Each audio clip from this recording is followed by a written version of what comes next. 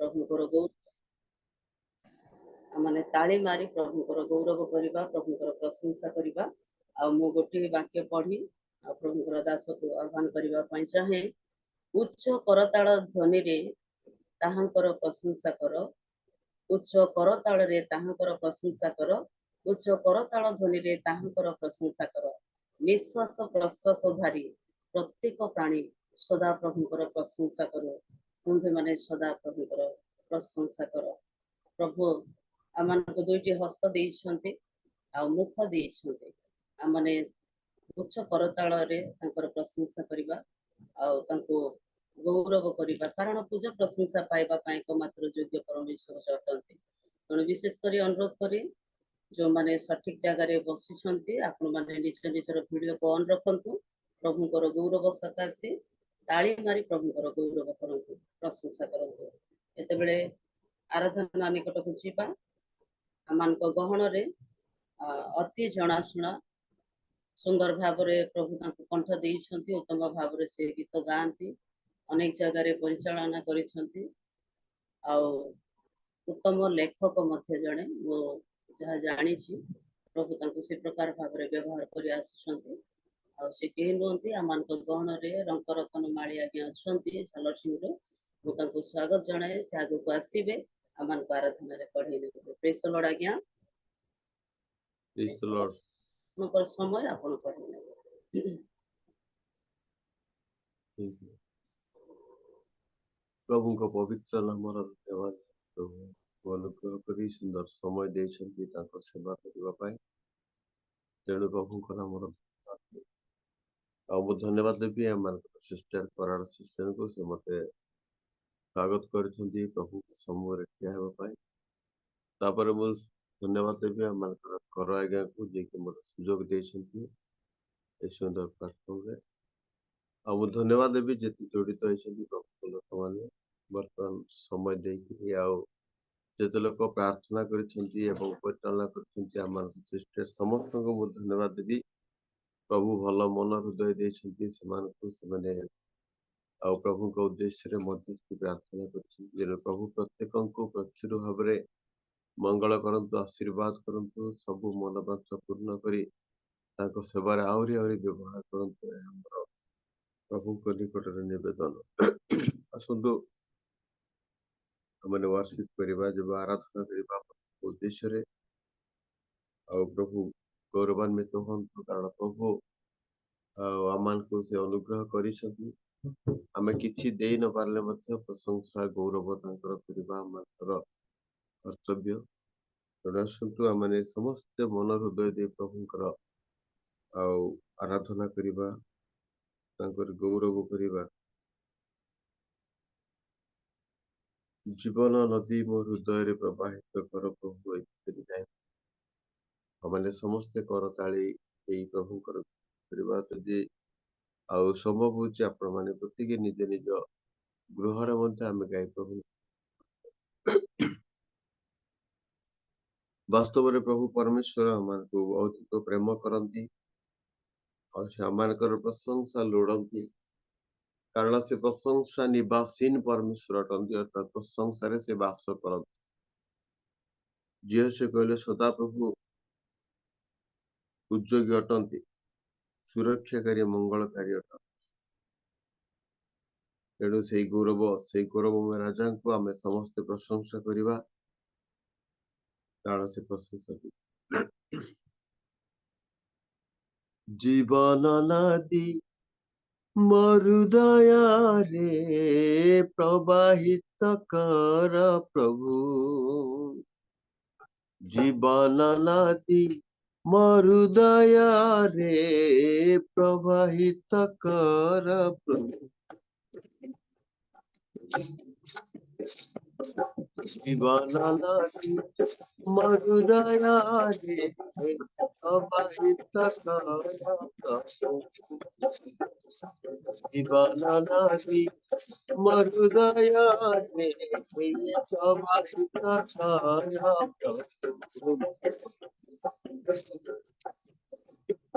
कर शरीर कार्य सबु विनाश करे प्रभु शरीर कार्य सबु विनाश करे प्रभु दुर्बल समय सब फल दिया है प्रभु दुर्बल समय से सब फल दिया है प्रभु जीवन नदी मरुदया ने प्रवाहित कर प्रभु जीवन नदी मरुदया ने प्रवाहित कर प्रभु शुष्क अस्थि सकल पुनर्जीवित कर प्रभु शुष्क अस्थि सकल पुनर्जीवित कर प्रभु तुम्हारी आगमन मुझे प्रभु तुम्हारी आगमन मुझे है प्रभु विवादनादि मरुदया ने प्रवाहित कर प्रभु विवादनादि मरुदया ने प्रवाहित कर प्रभु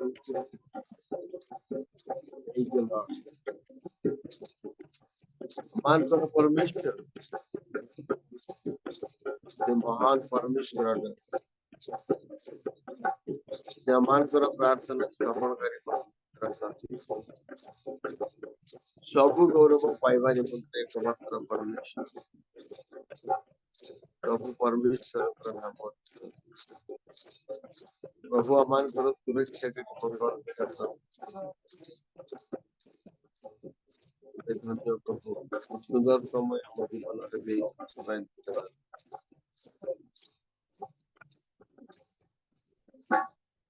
प्रभु को नाम धन्यवाद हो मैंने आउ गोटे गीत गाइबा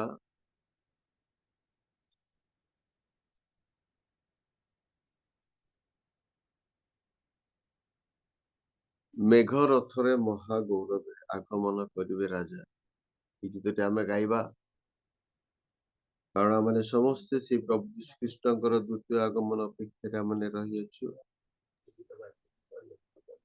तेणु प्रभु आम को गीत माध्यम गौरवान्वित हूँ प्रशंसित हूँ मेघ रथरे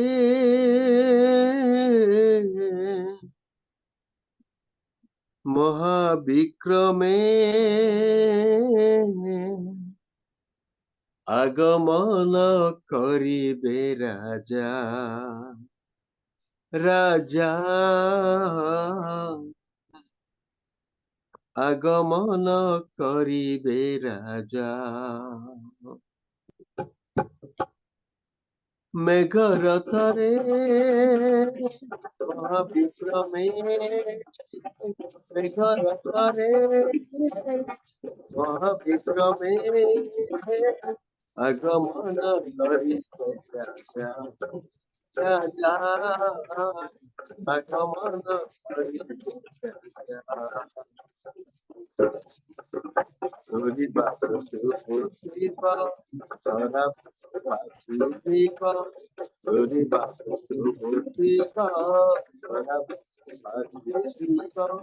कृषक बयरुठिबे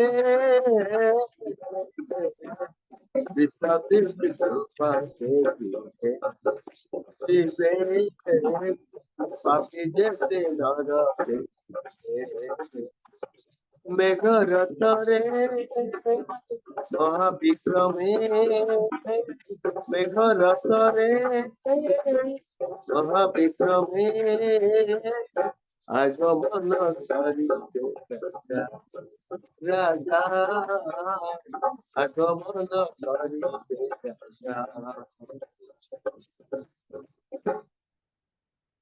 বিচারর ସେହି ଦିନ ଚାଲିଯିବେ ସାଧୁଜନ,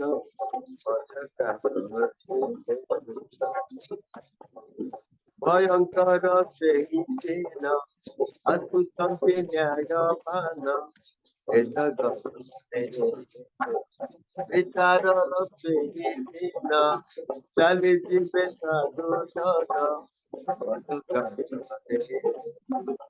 ভয়ঙ্কর ସେହି ଦିନ ଆସୁଛନ୍ତି ନ୍ୟାୟମାନ, ଏ ଜଗତରେ ନଥିବ ଚନ୍ଦନ, ନହେବ ମଣିଷ, ନଥିବ ଚନ୍ଦନ, ନହେବ ମଣିଷ। ଶାନ୍ତି ରାଜା ଯୀଶୁ ସାଙ୍ଗରେ ବିଶ୍ୱାସୀ ଯୀଶୁ ପାଖେ ଯିବେ, ପାପୀ ଯେତେ ଡରନ୍ତି ଯିବେ। ମେଘ ରଥରେ ମହାବିକ୍ରମେ, ମେଘ ରଥରେ ମହାବିକ୍ରମେ আগমন করিতে রাজা, আগমন করিতে রাজা, আগমন করিতে রাজা। ফের ফের এসে ফের আহুরি সেই দর্শন, অনুতাপ নিরন্তর হরিব দেখে হরিয়া। ফের ফের এসে ফের জমিবে পিতা ঈশ্বর, মহান অনুতাপ নিরন্তর হরিবে দেখে ঈশ্বর, বিচার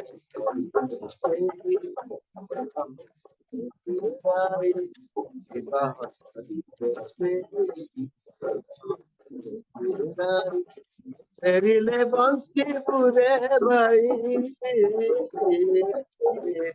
নহেলে নরক পারি, ও পারি, নহেলে নরক পারি। মেঘ রথরে মহাবিক্রমে, মেঘ রথরে মহাবিক্রমে আগমন করিতে রাজা, আগমন করিতে রাজা, আগমন করিতে রাজা, আগমন করিতে। ଲୋକମାନେ এই ପୃଥିବୀ ଶେଷ ହେବାକୁ ଆସିଲାଣି, ପ୍ରଭୁଙ୍କ ଆଗମନ ନିକଟବର୍ତ୍ତୀ। ତେଣୁ ଆମେ ଖ୍ରୀଷ୍ଟୀୟ ହିସାବରେ ଆମେ ପ୍ରାର୍ଥନାରେ ପ୍ରସ୍ତୁତ ରହିବା ଦରକାର, କାରଣ ପ୍ରଭୁ ହଠାତ୍ এই ଜଗତକୁ ଆସିବେ, ସେ ତାଙ୍କରି ଲୋକମାନଙ୍କୁ, ପ୍ରିୟତମ ଲୋକମାନଙ୍କୁ ସେ ଉଠେଇ ନେଇଯିବେ, ଏହା ମାନେ ସମସ୍ତେ ଜାଣୁ। ତଥାପି ଆମେ ପ୍ରାର୍ଥନାରେ ପ୍ରସ୍ତୁତ ଜାଗ୍ରତ ରହିବା ଦରକାର, କାରଣ ସେଥିପାଇଁ ସେ ଜଗତକୁ ଆଗମନ କରିବେ, କେବଳ ଆମମାନଙ୍କୁ ନେବା ପାଇଁ ଆସିବେ। ତ ଗୌରବର କଥା, ସେ ଆମମାନଙ୍କୁ କେତେ ପ୍ରେମ କରନ୍ତି। ପ୍ରିୟ ପ୍ରଭୁଙ୍କ ଲୋକମାନେ, ଆମମାନଙ୍କର ଏ ମନ, ଏ ହୃଦୟ, ଏ ଆତ୍ମାକୁ ଆମେ ପ୍ରଭୁଙ୍କ ନିକଟରେ ସମର୍ପଣ କରିବା ଦରକାର, କାରଣ ପ୍ରଭୁ ଆମମାନଙ୍କୁ ସେ ଚାହାନ୍ତି, କାରଣ ଜଗତର ସୃଷ୍ଟି ପୂର୍ବରୁ ସେ ଆମମାନଙ୍କୁ ମନୋନୀତ କରିଛନ୍ତି, ଆଉ ସେ ଆମମାନଙ୍କୁ ସ୍ୱର୍ଗକୁ ନେବାକୁ ମଧ୍ୟ ମନୋନୀତ କରିଛନ୍ତି। ସେ ଆମମାନଙ୍କ ନିମନ୍ତେ ଆପଣା ପବିତ୍ର ରକ୍ତ କୃଷ ଉପରେ ଢାଳି ଦେଇଛନ୍ତି, ଆପଣା ରକ୍ତରେ କ୍ରୟ କରିଛନ୍ତି। ତେଣୁ ତାଙ୍କ ନାମର ଧନ୍ୟବାଦ ହଉ। ଆସନ୍ତୁ ଆମେ ଆଉ ଗୋଟେ ଗୀତ ଗାଇ ପ୍ରଭୁଙ୍କର ପ୍ରଶଂସା କରିବା।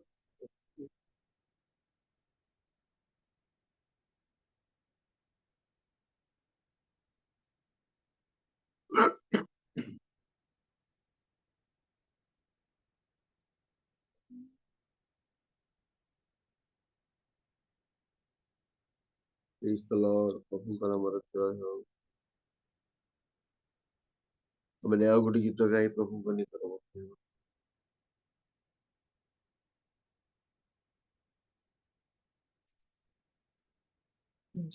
ଜୀବନର ପ୍ରତି କ୍ଷଣେ ତୁମ ମୁଖ ଚାହିଁ ଚାଲିବି ମୁଁ ତବ ପଦ ଚିହ୍ନେ ପାଦ ଦେଇ। Praise the Lord.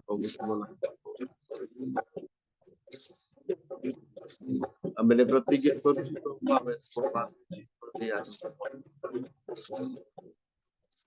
ମାନେ ଯେପରି ତୁମ ପାଦ ଚିହ୍ନ ଦେଇ ତୁମେ ଆମମାନଙ୍କର ନାମ ଡାକ ପ୍ରଭୁ। ତୁମେ କହିଲ ମୋର ବେଶ ମାନେ ମୋହର ସ୍ୱର ଚିହ୍ନନ୍ତି। ପ୍ରଭୁ ଆମର ଯେପରି ତୁମ ସ୍ୱର ଚିହ୍ନି ତୁମ ପଛେ ପଛେ ଚାଲିବାକୁ ହୁଏ। ପାଦେ ପାଦେ ଚାଲୁଛି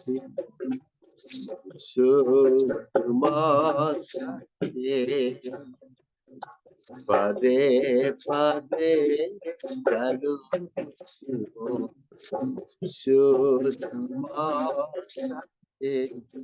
মই পড়ে গলে চলে যাড়ে তোলে নিজ হাতে।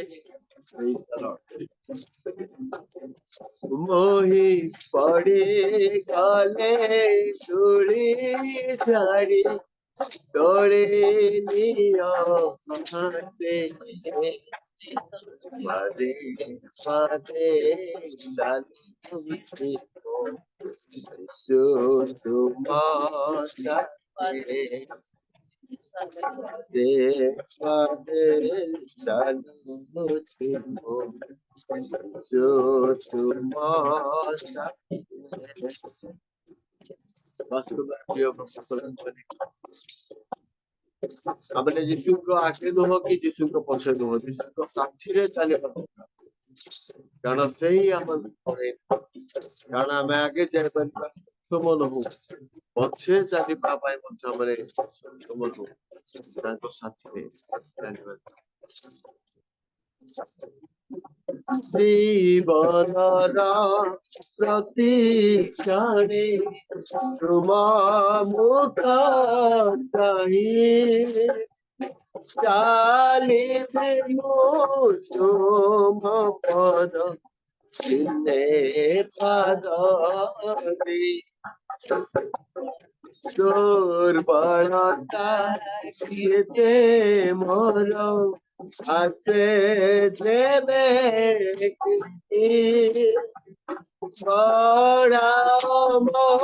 শক্তি সব বাক্য দান করি। ঈশ্বর জীবনর প্রতি ক্ষণে তুম মুখ চাই চালিবি মু তুম পদ চিহ্নে পাদ দেই। উর্বরতা যেতে মোর আছে দেবে পরাম শক্তি সব বাক্য দান করি। পথ চলা শিখাও মতে পাদে পাদে চালুছি তোমার পাদে চালুছি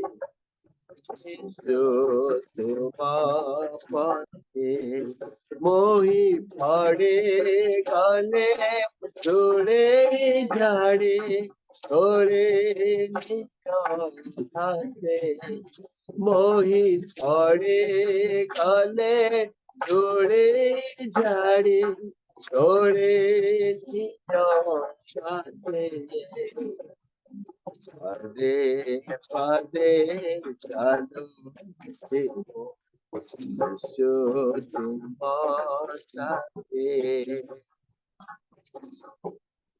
दयालु ईश्वर आमन सर्वदा से अपना बाहुरे तोड़ी नेबा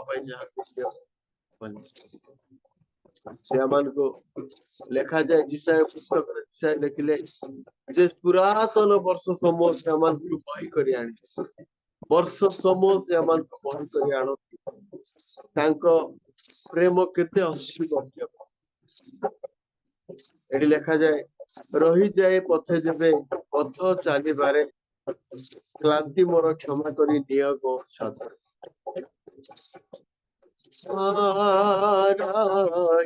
जाए पथे जेबे पथ चलीबारे शांति मोर क्षमा करी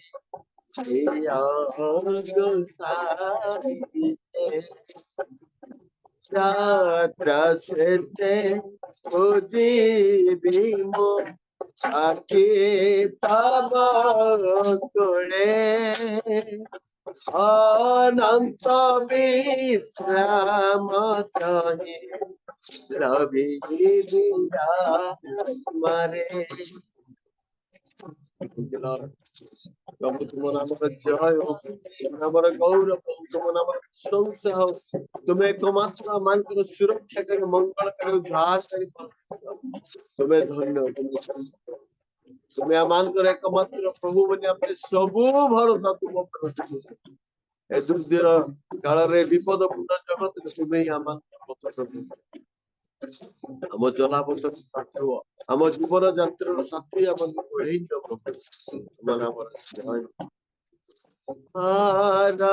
रही जाए पथे जेबे पथ चलीबारे शांति मोर क्षमा करी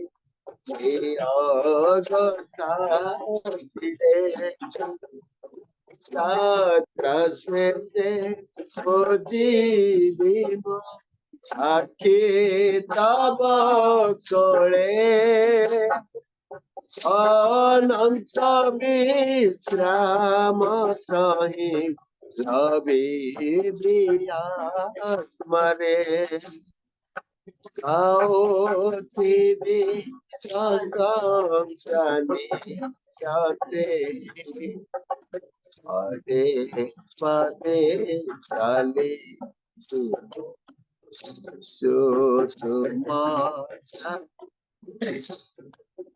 पदे पदे चले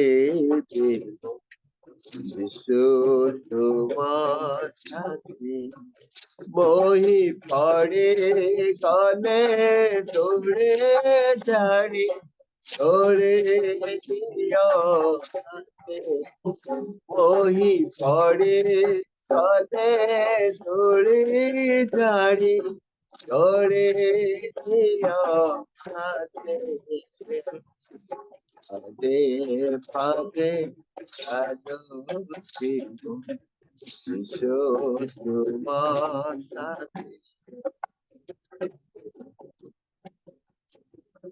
पादे पादे चलो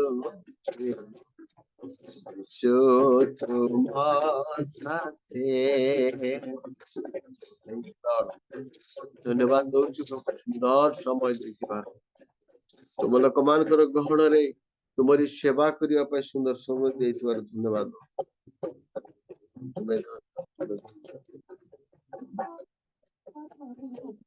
प्रार्थना शुण मोर प्रभु प्रार्थना शुण प्रार्थना सुनाओ प्रभु, प्रार्थना सुनाओ।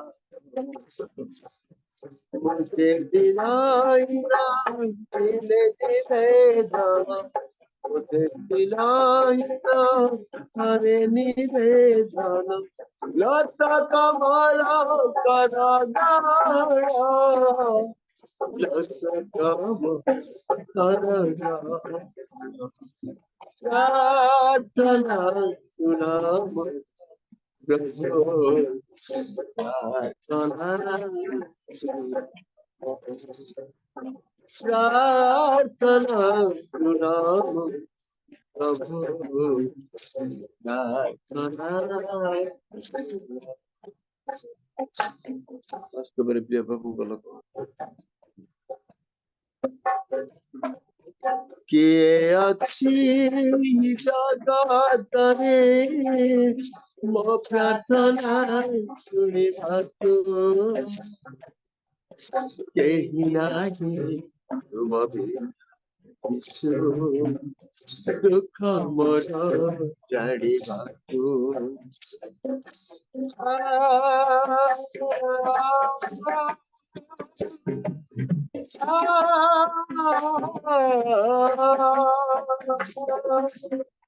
किए अच्छी जगतरे मो प्रार्थना शुणिबाकु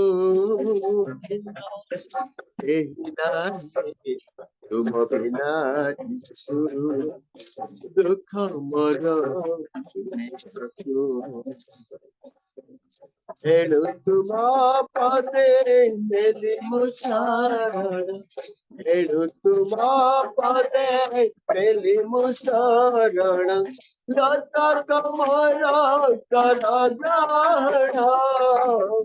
लता कमल करगाड़, प्रार्थना सुनाओ प्रभु, प्रार्थना सुनाओ, प्रार्थना सुनाओ प्रभु, प्रार्थना सुनाओ। तुम्हें धन्यवाद तुमको प्रार्थना शुणिया तुम्हें अपना कर्ण उन्मुक्त कर सर्वदा प्रभु जोगी था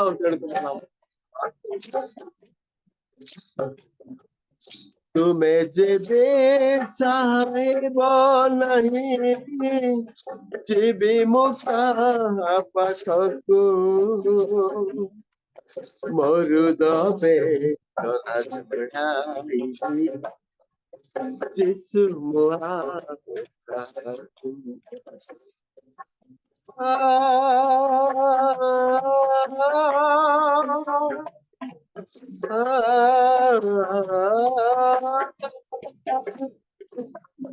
तुम्हें जेबे साहेब नहीं जीवी मुक्ता पाखकु मरुदबे तना चढ़ाई जिसु मुआ हेडु तुम परे हेली मुशरण, हेडु तुम परे हेली मुशरण, लता कमल करगाड़, लता कमल करगाड़, प्रार्थना सुनाओ प्रभु, प्रार्थना सुनाओ, प्रार्थना सुनाओ प्रभु, प्रार्थना सुनाओ, प्रार्थना सुनाओ, प्रार्थना सुनाओ। प्रभु तुम्हारा बोला धन्यवाद तुम्हें हमारे सुंदर समय दिल तुम माने बर्तमान जोड़ी प्रत्येक आशीर्वाद मंगल प्रत्येक सर्वदा तुम बाहुर छाया तला प्रार्थना करो आज गौरव प्रशंसा केवल तुमको हम समर्पण करूं। तुम्हें गौरव महिमा कीर्तन द्वारा अध्ययन द्वारा प्रार्थना द्वारा तुमर उपस्थित आम जीवन मान तुम सेवार व्यवहार प्रभु आज वाक्य नहीं आसको परिचालन कर सिस्टर को होस्ट महाशय को एवं जोते जोड़ी प्रत्येक आशीर्वाद तुमर उपस्थित आम आम जीवन को अनुभव कर सब गौरव केवल शीघ्र आसुवा प्रभु यीशु नाम समस्त निवेदन मात्र थैंक यू आज्ञा सुंदर सुजोग दे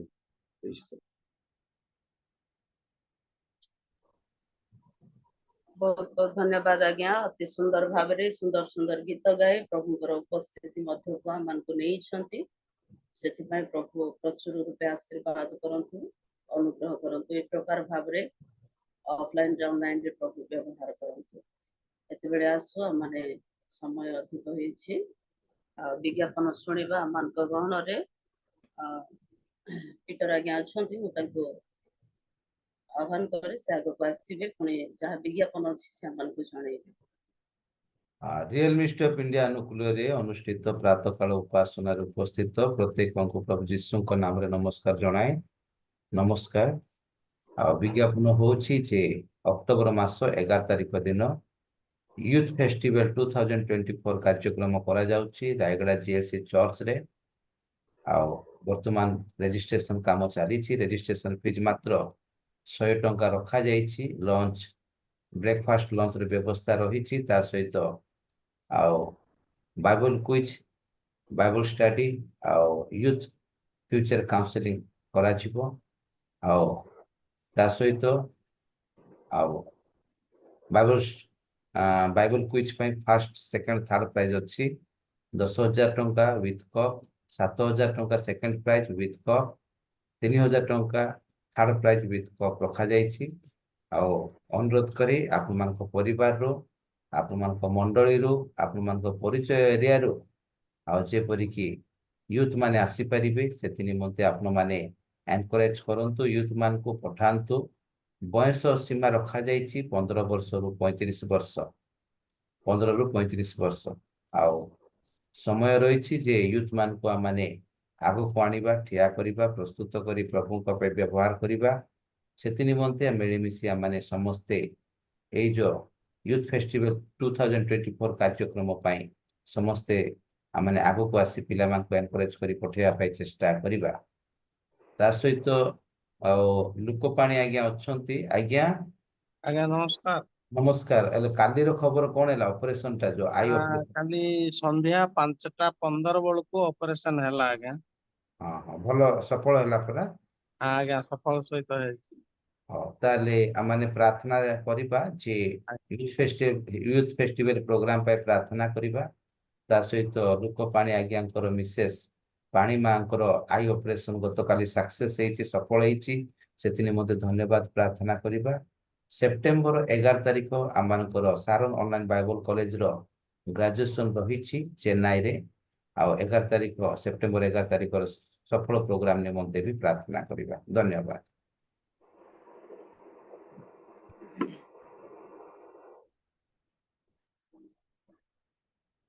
धन्यवाद आज्ञा आम विज्ञापन पढ़े नहीं प्रार्थना अनुरोध रखी से बोलिकी आम सन्निर्जन आज्ञा कटिगल देखी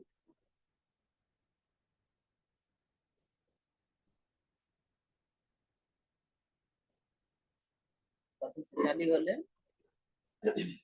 अनुरोध करी आम जो पोस्ट आज्ञा सब विषय को प्रार्थना करने अनुरोध कले आम गहन विनोद पाल आज्ञा अच्छा प्रेज द लॉर्ड आज्ञा प्रेज द लॉर्ड आपण प्रार्थना अनुरोध शुणिले कि आज्ञा हाँ हाँ सुन ठीक अच्छे आपण से विषय को लेकिन पुणे आगामी कार्यक्रम जो वक्ता करिसंती बाक्य कहवा निमंते सकाशे आम मैंने प्रत्येक जिते वाक्य शुणा ध्यान सहित जपरी बसवा प्रस्तुतर सहित जपरी बसवा से सकाशे प्रार्थना कर Praise the Lord, praise the Lord. उपस्थित समस्तଙ୍କୁ ମୋର ଖ୍ରୀଷ୍ଟ ପ୍ରେମ ନମସ୍କାର ଜ୍ଞାପନ କଲେ। ନମସ୍କାର।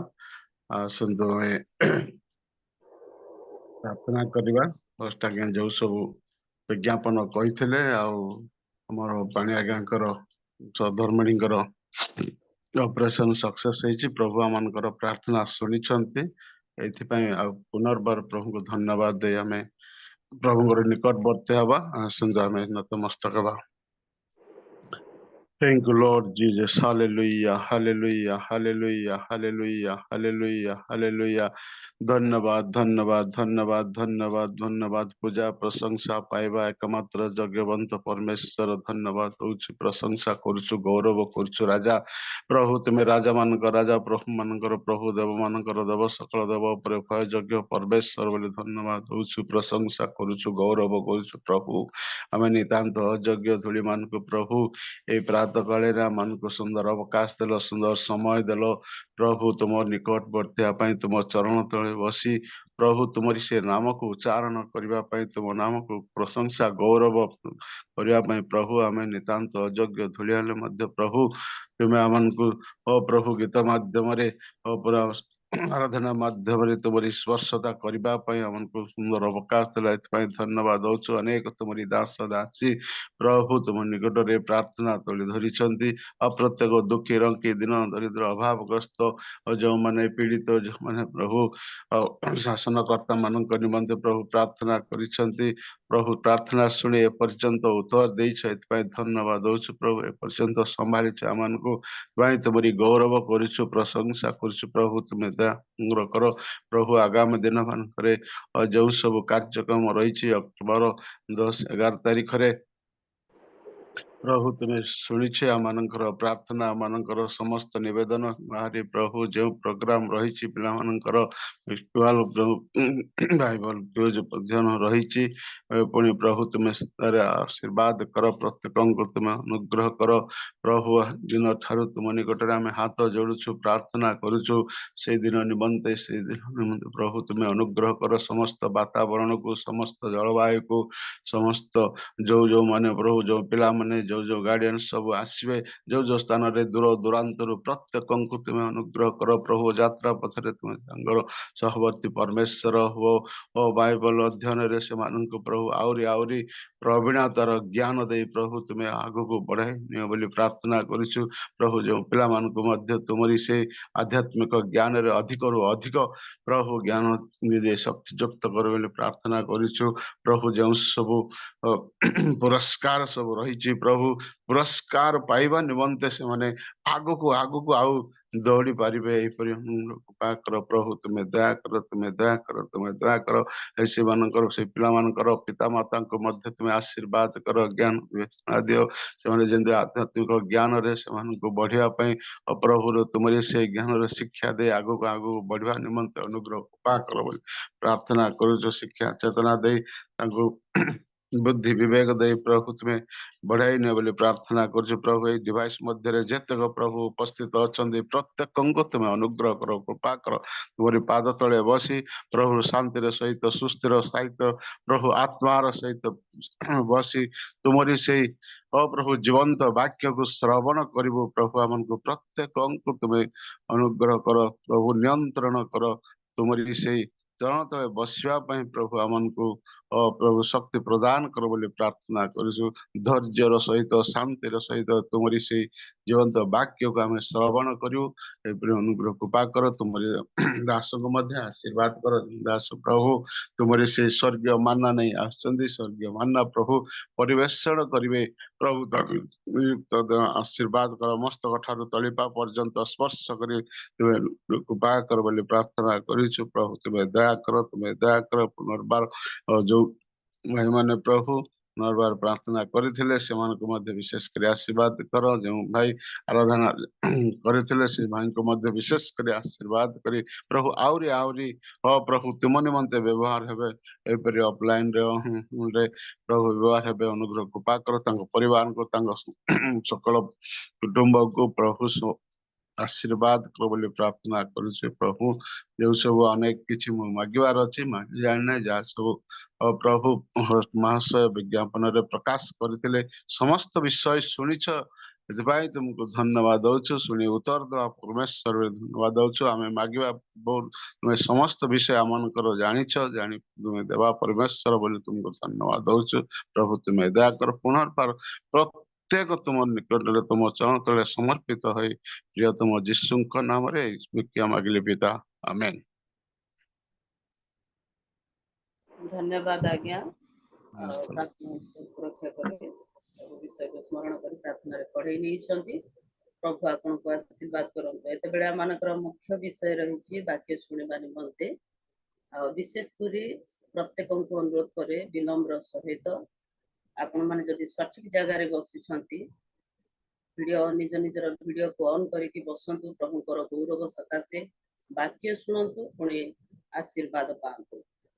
आ जो वक्ता महाशय आग को आसी वाक्य कहे सी खुशी लगे पुणी आम परस्पर जो देखा साक्षात होगी प्रभुकर महिमा सकाशे बसवा आते बड़े माने समस्ते प्रस्तुत हो बसवा वाक्य शुणा प्रभुकर दास आम गहन को आसी जाइछन्ति कहबी से गोटे उत्तम गायक बहुत गीत से गाई यूट्यूब चैनल अच्छी गोटे गीत को गाई अनेक जगार बहुत भल लगे उत्तम कंठ प्रभु उत्तम शिक्षादाता पिपिली अंचल से रही प्रभुकर सेवा कार्य कर आसुंट प्रभु व्यवहार कर आणुंट से प्रभु को धन्यवाद दिए से आम गहन अच्छा मैंने स्वागत जनइबा मो प्रभु श्रीकृष्ण नाम स्वागत जनाऊँगी मशा पाणी आज्ञा को पिपिली अंचल से रुहती स्वागत जनाए आसु मैंने समस्ते करताल दे स्वागत जनइबा। प्रेज द लॉर्ड आज्ञा एबे आपनकर समय आपन पढ़ेले। प्रेज द लॉर्ड समस्त को नमस्कार। मु आशा करुछि समस्ते भल थे। प्रभुंकर अनुग्रह प्रभुंकर दया प्रभुंकर आशीर्वाद आम मान प्रति रही से उत्तम भाव बढ़े आनी आम मानकर प्रभु आम मानकर ईश्वर होती चालक पालक प्रभु परमेश्वर धन्यवाद दूसरी रियल मिनिस्ट्री ऑफ इंडिया मु धन्यवाद दूसरी सुजोग मो धन्यवाद दूसरी आज उपासना परिचालना करुवा प्रभुंकर दासी को धन्यवाद दूसरी प्रभुंकर दास जी की उपासना रे प्रभुंकर गौरव करी आराधना करी गीत गाई प्रभुंकर प्रशंसा करी धन्यवाद दूसरी प्रभु समस्त को आशीर्वाद करंतु। आज ध्यान निमंते पवित्र बाइबल रू आम पाठ करवा प्रकाशित वाक्य तार 2 अध्याय 8 पद रु 11 पद पर्यंत समय जेहेतु नहीं आमे पढ़िबा मझे मझे पढ़िबा निश्चय आमे जीवा। प्रसंगर नाम होछि ताड़ना प्राप्त मंडली स्वर्णा एक ताड़ना प्राप्त मंडली स्वर्णा सहर एक समृद्धिशाली सहर थिला। मुझे आज शीघ्र शीघ्र कहवाई चाहूँगी कहीं समय अतिरिक्त 6:15 सुधा मत शेष करने पड़ो। स्वर्णा प्राय 1 लाख लोक मैंने बास करुले। स्वर्णा सहर एक पुरातन सहर थिला। स्वर्ण रे एक भयंकर भूमिकंप होता किंतु ये जो भूमिकंपटी होता सेतबेले जीशुंकर जन्मर किछि वर्ष पूर्वर ये भूमिकंप होता किंतु एथिरे समृद्धिशाली लोक माने थिबारु बा धनशाली लोक माने थिबारु संगे संगे भूमिकंपर परे परे आ से माने शहर को आउथरे पुनर्स्थापन करथिले। जहा क्षय क्षति सब होइथिला संगे संगे से माने आउथरे ताको ठीक ठाक कर देइथिले एवं से सहर आउथरे सुंदर सहर गोटे बढ़िया सहर हेई पारिथिला। ଏବଂ ଏଇ ସ୍ୱର୍ଣ୍ଣା ରେ ଗୋଟେ ସୁରକ୍ଷିତ ବନ୍ଦର ଗୋଟେ ଥିଲା, ଯୋଉ ବନ୍ଦର ଥିଲା, ଆଉ ସେଥିପାଇଁ ଏଇ ବନ୍ଦର ଯୋଗୁ ଅନେକ ବାଣିଜ୍ୟ ବ୍ୟବସାୟ ସବୁ କରାଯାଉଥିଲା। ଆଉ ଏଥିପାଇଁ ଏଠିକାର ଲୋକମାନେ ଧନଶାଳୀ ଲୋକମାନେ ଥିଲେ। ବାଣିଜ୍ୟ ବ୍ୟବସାୟ ସବୁ କରାଯାଉଥିବାରୁ ଏଥିରେ ସମୃଦ୍ଧିଶାଳୀ ଲୋକମାନେ ବାସ କରୁଥିଲେ। ଆଉ ଏଇ ସ୍ୱର୍ଣ୍ଣ ସହରକୁ ମୁକୁଟ ସହର ବୋଲିକିରି କୁହାଯାଏ। ସ୍ୱର୍ଣ୍ଣ ସହରକୁ ଆସିଆର ଫୁଲ ବୋଲିକିରି ମଧ୍ୟ କୁହାଯାଏ। କ୍ରାଉନ ସିଟି ବୋଲିକିରି ଏହାକୁ କୁହାଯାଏ। ଏବଂ ଏହାକୁ ଦ ଫ୍ଲୋଏର ଅଫ ଆସିଆ ବୋଲିକିରି ମଧ୍ୟ କୁହାଯାଏ। ଏଇ ସ୍ୱର୍ଣ୍ଣ ସହର ସୁଗନ୍ଧି ଦ୍ରବ୍ୟ ପାଇଁ ପ୍ରସିଦ୍ଧ ଲାଭ କରିଥିଲା, ବା ଏଇ ସୁଗନ୍ଧି ଦ୍ରବ୍ୟ ପାଇଁ ଜଣାଶୁଣା ଥିଲା। ବିଭିନ୍ନ ପ୍ରକାର ସୁଗନ୍ଧି ଦ୍ରବ୍ୟ ସବୁ ଏଥିରେ ବ୍ୟବହାର ବା ପ୍ରସ୍ତୁତ କରାଯାଉଥିଲା। ଏବଂ ଏଇ ସ୍ୱର୍ଣ୍ଣା ଗୋଟେ ମୁକ୍ତ ସହର ଥିଲା, ଅର୍ଥାତ୍ ରୋମିଓ ମାନେ ଏମାନଙ୍କ ଉପରେ ଶାସନ କରୁନଥିଲେ। ରୋମିଓ ଶାସନ ଏମାନଙ୍କ ଉପରେ ନଥିଲା, ମାନେ ମୁକ୍ତ, ନିଜେ ନିଜର ଶାସନ କରୁଥିଲେ, ନିଜେ ନିଜର ସମସ୍ତ ବ୍ୟବସ୍ଥା କରୁଥିଲେ। କିନ୍ତୁ ରୋମ ପ୍ରତି ସେମାନେ ବିଶ୍ୱସ୍ତ ଥିଲେ। ଯେତେବେଳେ ସୈନିକ ମାନେ ଯୁଦ୍ଧ କରୁଥିଲେ, ଯୁଦ୍ଧକୁ ଯାଉଥିଲେ, ଯେତେବେଳେ ସେମାନେ କ୍ଷୟକ୍ଷତି ହଉଥିଲେ, ଯଦି କିଛି ସେମାନଙ୍କର ଆବଶ୍ୟକ ପଡୁଥିଲା, ସେଇ ସମୟରେ ଏଇ ସ୍ୱର୍ଣ୍ଣର ଲୋକମାନେ ସବୁ ବିଷୟ ନେଇକି ସେମାନଙ୍କୁ ଯୋଗଉଥିଲେ, ସେମାନଙ୍କୁ ଖାଦ୍ୟ ଯୋଗଉଥିଲେ, ସେମାନଙ୍କୁ ଡ୍ରେସ ସବୁ ଯୋଗଉଥିଲେ। ଆଉ ଯେତେବେଳେ ସେମାନେ ମଧ୍ୟ କ୍ଷୟକ୍ଷତି ହଉଥିଲେ, ଅସୁବିଧା ଆଉ ସମସ୍ୟାରେ ପଡି ଯାଉଥିଲେ, ସେ ସମୟରେ ମଧ୍ୟ ଏଇ ଲୋକମାନେ ସାହାଯ୍ୟ କରୁଥିଲେ। ଗୋଟେ ଅତି ରିଲିଜିୟସ୍ ସିଟି ଥିଲା, ଧାର୍ମିକ ସହର ଥିଲା। ଆଉ ଏଇ ସ୍ୱର୍ଣ୍ଣର ଲୋକମାନେ ଅନେକ ଦେବା ଦେବୀ ମାନଙ୍କୁ ପୂଜା କରୁଥିଲେ। ଜିଓସ୍ ଦେବତା, ସାଇବେଲେ ଦେବତା, ଆକ୍ଲେପିୟସ୍ ଦେବତା, ଆପୋଲୋ ଦେବତା, ଆଫ୍ରୋଡାଇଟ୍ ଦେବତା, ଏ ପ୍ରକାର ଅନେକ ଦେବା ଦେବୀ ମାନଙ୍କୁ ଏମାନେ ପୂଜା କରୁଥିଲେ। ଆଉ ସେଥିପାଇଁ ଏଇ ସହର ଉତ୍ସର୍ଗୀକୃତ ଥିଲା। ସ୍ୱର୍ଣ୍ଣ ସହର ସମ୍ପୂର୍ଣ୍ଣ ଭାବରେ ଏଇ ଦେବାଦେବୀ ମାନଙ୍କ ପାଇଁ ଉତ୍ସର୍ଗୀକୃତ ଥିଲା। ଆଉ ଏଇ ଗୋଟିଏ ମନ୍ଦିରରୁ ଆଉ ଗୋଟେ ମନ୍ଦିରକୁ ଯିବା ପାଇଁ ରାସ୍ତା ସୁନାରେ ତିଆରି କରାଯାଇଥିଲା। ସୁନାରେ ରାସ୍ତାଟି ପ୍ରସ୍ତୁତ କରାଯାଇଥିଲା। ଏ ପ୍ରକାର ଭାବରେ ସେମାନେ ବିଭିନ୍ନ ଦେବାଦେବୀ ମାନଙ୍କୁ ପୂଜା କରୁଥିଲେ, ଆରାଧନା କରୁଥିଲେ। ଆଉ ସେଥିପାଇଁ ସେମାନେ ମଧ୍ୟ ସେମାନଙ୍କ ପାଇଁ ଉତ୍ସର୍ଗୀକୃତ ଥିଲେ। ଏ ପ୍ରକାର ଗୋଟିଏ ସହରରେ ପ୍ରଭୁଙ୍କର ବାକ୍ୟ ପ୍ରଚାର କରାଯାଇଥିଲା। ଆଉ ଏଠିକାର ଲୋକମାନେ ସମସ୍ତେ ଯୀଶୁଙ୍କୁ ବିଶ୍ୱାସ କରିଥିଲେ। କିନ୍ତୁ ଏଇ ଯୋଉ ମଣ୍ଡଳୀଟି କିଏ ସ୍ଥାପନ କରିଛନ୍ତି ତାହା ମାନେ ଜାଣୁନା, କିନ୍ତୁ ଆମେ ଏଇ କଥା ଜାଣୁ ଯେ ଏଫିସିର ଲୋକମାନେ ହୁଏତ, ଏଫିସିର ବିଶ୍ୱାସୀ ମାନେ ହୁଏତ ଏଇ ସ୍ଥାନକୁ ଯାଇଥିବେ ଏବଂ ସୁସମାଚାର ପ୍ରଚାର କରିଥିବେ।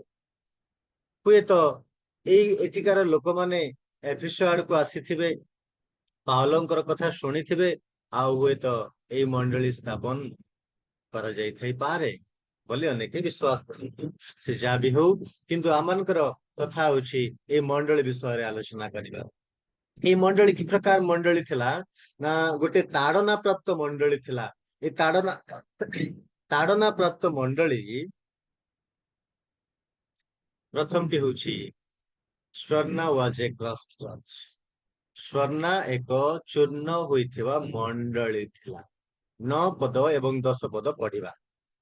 9 ପଦ ଏବଂ 10 ପଦଟି ପଢିବା। ସେ ଏହା ଅନୁରୋଧ କରିବେ ସେ ପଢିବେ। ହଁ, ସେ ଏହା କହନ୍ତି, ଆମ୍ଭେ ତୁମ୍ଭର କ୍ଲେଶ ଓ ଦୀନତା ଜାଣୁ, କିନ୍ତୁ ତୁମ୍ଭେ ଧନବାନ। ଆଉ ଯେଉଁମାନେ ଆପଣମାନଙ୍କୁ ଜିହୁଦୀ ବୋଲି କହନ୍ତି, ମାତ୍ର ପ୍ରକୃତରେ ଜିହୁଦୀ ନୁହନ୍ତି, ବରଂ ଶୟତାନର ଦଳ, ସେମାନଙ୍କର ନିନ୍ଦା ମଧ୍ୟ ଆମ୍ଭେ ଜାଣୁ। ଯେଉଁ ସବୁ ଦୁଃଖ ଭୋଗ କରିବାକୁ ଯାଉଅଛ, ସେଇ ସବୁକୁ ଭୟ କର ନାହିଁ। ଦେଖ, ତୁମ୍ଭମାନଙ୍କ ପରୀକ୍ଷା ନିମନ୍ତେ ଶୟତାନ ତୁମ୍ଭମାନଙ୍କ ମଧ୍ୟରୁ କାହାରିକୁ କାରାଗାର ନିକ୍ଷେପ କରିବ। ଆଉ ତୁମ୍ଭେମାନେ 10 ଦିନ କ୍ଲେଶ ଭୋଗ କରିବ। ତୁମ୍ଭେ ମରଣ ପର୍ଯ୍ୟନ୍ତ ବିଶ୍ୱସ୍ତ ଥାଅ, ସେଥିରେ ଆମ୍ଭେ ତୁମ୍ଭକୁ ଜୀବନ ରୂପ ମୁକୁଟ ଦେବୁ। ବହୁତ ଧନ୍ୟବାଦ। ସ୍ୱର୍ଣ୍ଣା ଏକ ଚୂର୍ଣ୍ଣ ହୋଇଥିବା ମଣ୍ଡଳୀ। ଏଇ ସ୍ୱର୍ଣ୍ଣା ଯୋଉ ତାଡନା ପ୍ରାପ୍ତ ମଣ୍ଡଳୀ ବୋଲି ଆମେ କହୁଛୁ। ଆଉ ଏଇ ତାଡନା ପ୍ରାପ୍ତ କେମିତି ସେମାନେ ତାଡନା ପାଇଛନ୍ତି ନା ପୁରା ଚୂର୍ଣ୍ଣ ହେଲା ପରି, ଚକିରେ ପେଷିଲା ପରି। ଡାଲି ସବୁ ପେଶା ଯାଏ ଏବଂ ବିଭିନ୍ନ ପ୍ରକାର ଡାଲି ଜାତୀୟ ବିଷୟ ସବୁ ପେଶା ଯାଏ, କାନ୍ଦୁଲ ସବୁ ପେଶା ଯାଏ ଆଉ ତାକୁ ଡାଲି କରାଯାଏ। ସେଇ ପ୍ରକାର ଯୋଉ ପେଶିବା ଚକି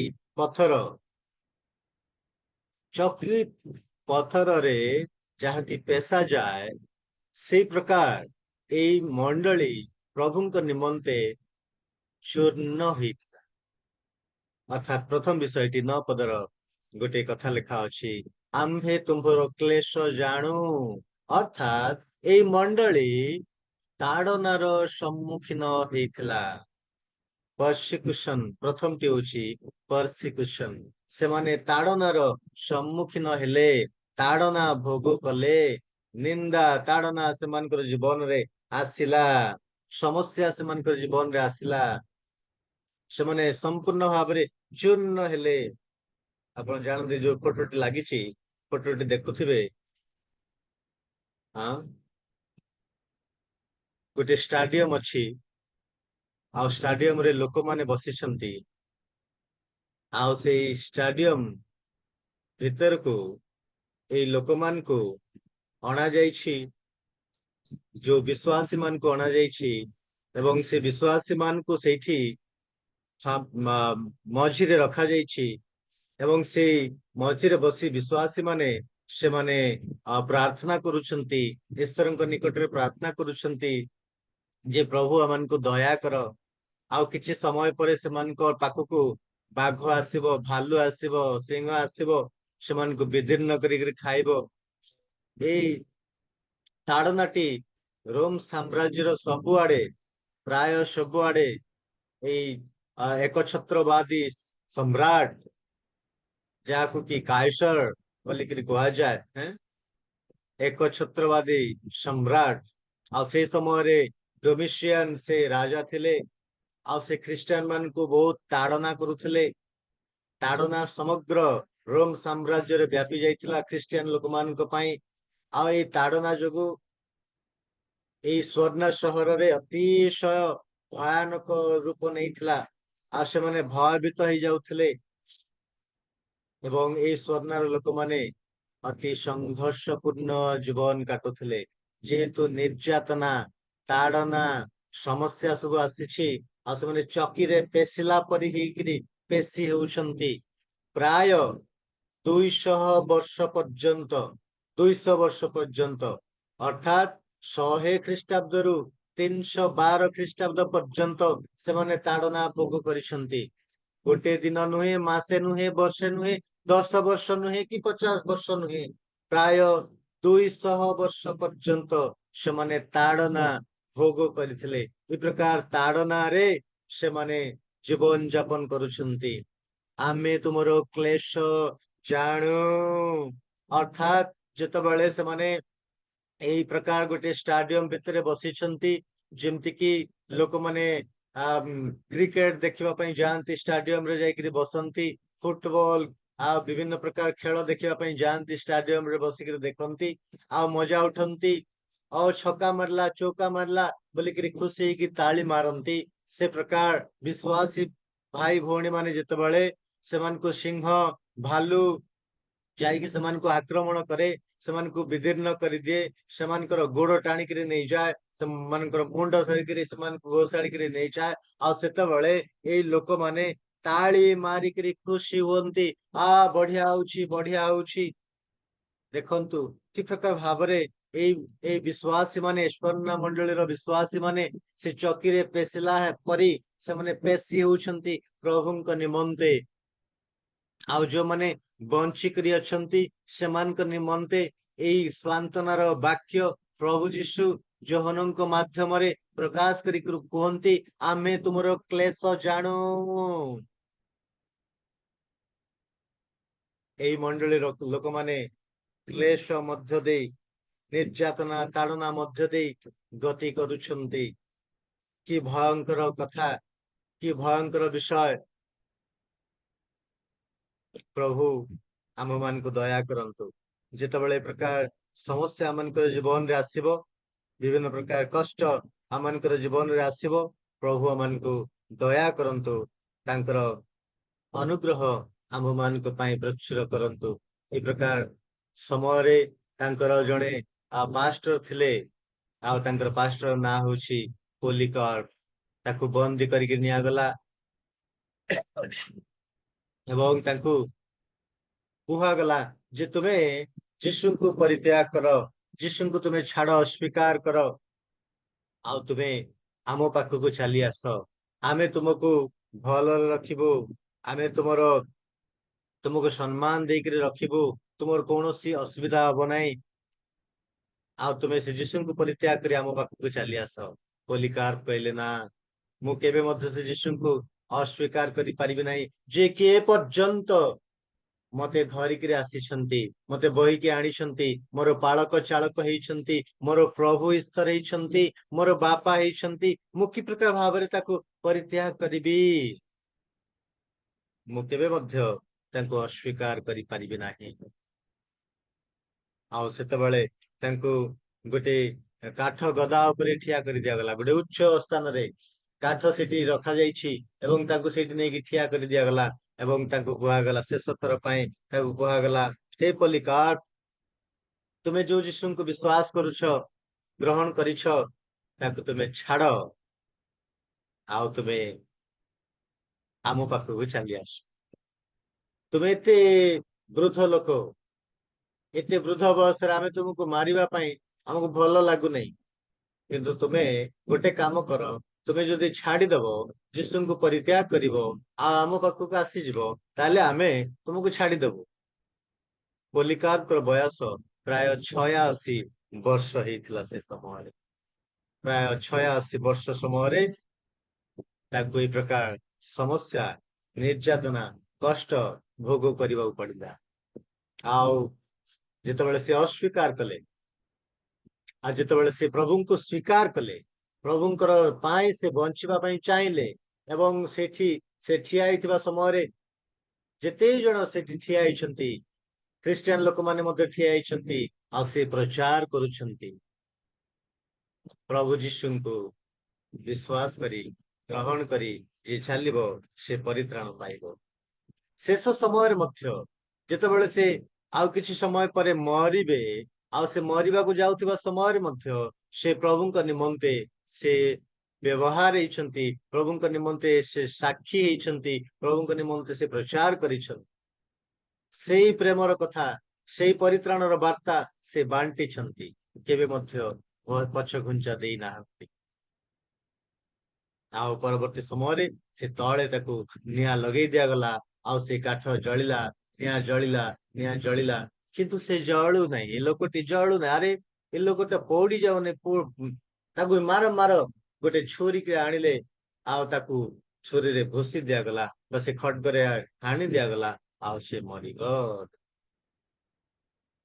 ଏ ପ୍ରକାର ସମସ୍ୟା ମଧ୍ୟ ଦେଇ ସ୍ୱର୍ଣ୍ଣା ମଣ୍ଡଳୀର ଲୋକମାନେ ଏବଂ ପାଳକ ପୋଲିକାର୍ପ ପ୍ରଭୁଙ୍କ ନିମନ୍ତେ ମୃତ୍ୟୁ ଭୋଗ କରିଥିଲେ, ପ୍ରଭୁଙ୍କ ପାଇଁ ସାକ୍ଷ୍ୟମର ହେଇଥିଲେ।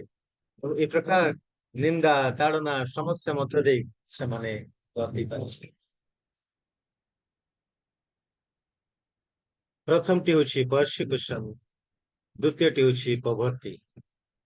ସେମାନେ ଦରିଦ୍ରତାର ସମ୍ମୁଖୀନ ହେଲେ। ଦରିଦ୍ରତା 9 ପଦରେ ଲେଖା ଅଛି, ଆମ୍ଭେ ତୁମର ଦୀନତା ଜାଣୁ। ପ୍ରିୟ ବନ୍ଧୁଗଣ, ଏଇ ମଣ୍ଡଳୀ ପ୍ରଭୁଙ୍କର ନିମନ୍ତେ ସେମାନେ ସମସ୍ୟାର ସମ୍ମୁଖୀନ ହେଲେ, ତାଡ଼ନାର ସମ୍ମୁଖୀନ ହେଲେ। ସେତିକି ନୁହେଁ, ସେମାନେ ଦରିଦ୍ର ହେଇକରି এই ଜଗତରେ ବଞ୍ଚ। এই ମଣ୍ଡଳୀ ଲୋକମାନେ କାହିଁକି ମାନେ ଦରିଦ୍ର ଥିଲେ ନା ମାନଙ୍କୁ କୌଣସି ସରକାରୀ ଚାକିରି ସେମାନଙ୍କୁ ମିଳୁନଥିଲା କିମ୍ବା କୌଣସି କମ୍ପାନୀରେ ସେମାନେ କାମ କରିପାରିବେ ନାହିଁ, କୌଣସି ଭଲ କାମ ସେମାନେ କରିପାରିବେ ନାହିଁ। କାରଣ କଣ ନା ସେମାନେ ଖ୍ରୀଷ୍ଟଙ୍କୁ ବିଶ୍ୱାସ କରନ୍ତି, କାରଣ ସେମାନେ ଖ୍ରୀଷ୍ଟିଆନ ଅଟନ୍ତି, କାରଣ ସେମାନେ ବିଶ୍ୱାସୀ ଅଟନ୍ତି। ଏଣୁ ସେମାନେ କୌଣସି ସରକାରୀ କାର୍ଯ୍ୟରେ ଯୋଗ ଦେଇ ପାରିବେ ନାହିଁ, ସରକାରୀ କାମ କରିପାରିବେ ନାହିଁ, କୌଣସି ଭଲ କମ୍ପାନୀରେ ସେମାନେ କାମ କରିପାରିବେ ନାହିଁ। ଯଦି ବା ଅନେକ କମ୍ପାନୀ ସବୁ ଥିଲା, ବର୍ଗମ ମଣ୍ଡଳୀ ବିଷୟ ଯଦି ଆମେ ଆଲୋଚନା କରିବା, ସେ ସମୟରେ ବିଭିନ୍ନ ପ୍ରକାର କାର୍ଯ୍ୟ ସେମାନଙ୍କର ଥିବା କମ୍ପାନୀ ସବୁ ଥିଲା, ସେ ବିଷୟରେ ଆମେ ଆଲୋଚନା କରିବୁ।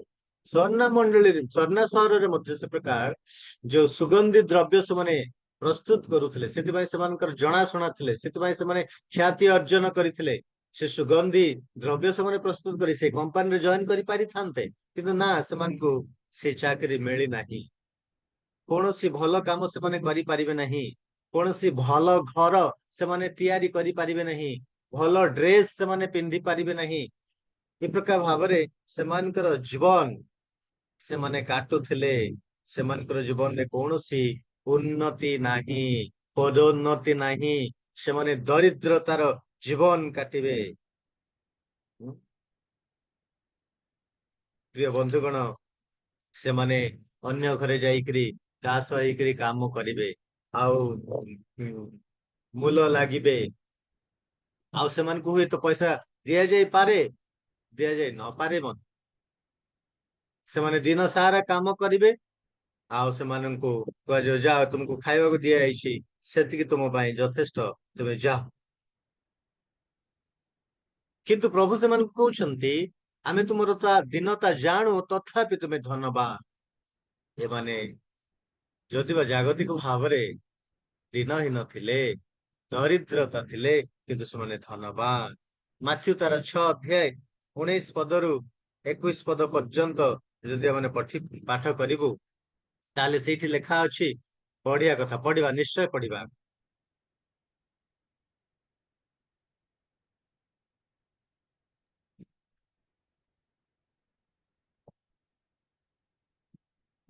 ମାଥ୍ୟୁ 6:19-21।